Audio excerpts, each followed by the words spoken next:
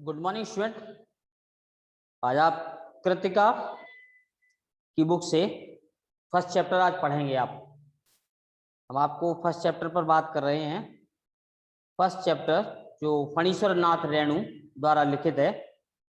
Chapter का नाम है इस जल प्रलय में। इस जल प्रलय में मेरा गांव ऐसे इलाके में है जहां पर हर साल पश्चिम और पूर्व और दक्षिण की कोसी पनार, महानंदा और गंगा की बाढ़ से पीड़ितों के समूह आकर पनाह लेते हैं। यानी गांव की में जो है, गांव में पश्चिम से पूर्व से कोसी पनार, महानंदा और गंगा की बाढ़ से जो लोग पीड़ित हो जाते हैं वो गांव में आकर जो है ना, अपने प्राणियों के साथ, पूरे समूह के साथ आकर जो है यहाँ पर पनाह लेते हैं। पनाह मतलब आश्रय लेते हैं, यहाँ पर आकर रहते हैं।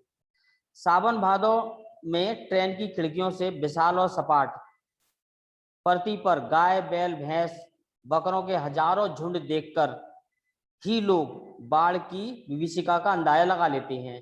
जानवरों को पहले से, प्रकृति का जानवरों में एक विशेष बात पाई जाती है, उनको पता रहता है पहले से किसी प्राकृतिक आपदा का लगभग शायद आभास हो जाता है।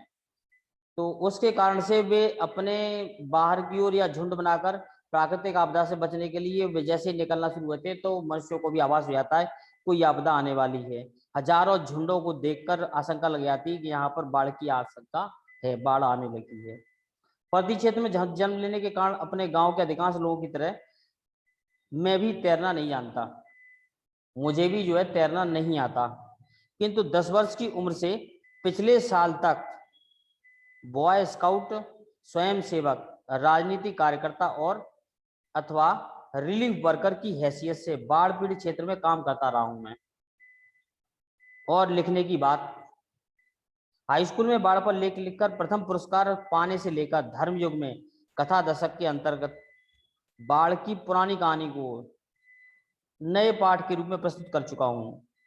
जय गंगा 1947, डायन कोसी 1948, हड्डियों का पुल 1948 आदि छुटपुट रिपोर्टाज के अलावा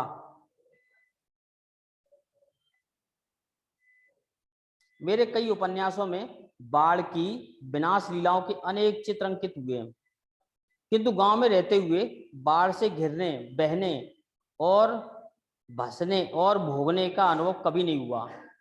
वह तो घटना शहर में 1967 वह तो घटना शहर में सन 1967 में ही हुआ, जब 18 घंटे की अविराम वृष्टि के कारण पुनपुन का पानी राजेंद्र नगर, कंकड़बाग और अन्य निचले हिस्सों में घुस आया था। अर्थात बाढ़ को मैंने भोगा है शहरी आदमी की हैसियत से। इसलिए इस बार जब बाढ़ का पानी प्रवेश करने लगा तो घटना का पश्चिमी इलाका छाती भर पानी में डूब गया। तो हम घर में ईंधन, आलू, मोमबत्ती, दिया सलाई, पीने का पानी इत्यादि के कारण जो है कि गोलियां जमा कर बैठ गए और प्रतीक्षा करने लगे। और बेटा आज की क्लास यहीं पर, नेक्स्ट डे फिर बात करेंगे।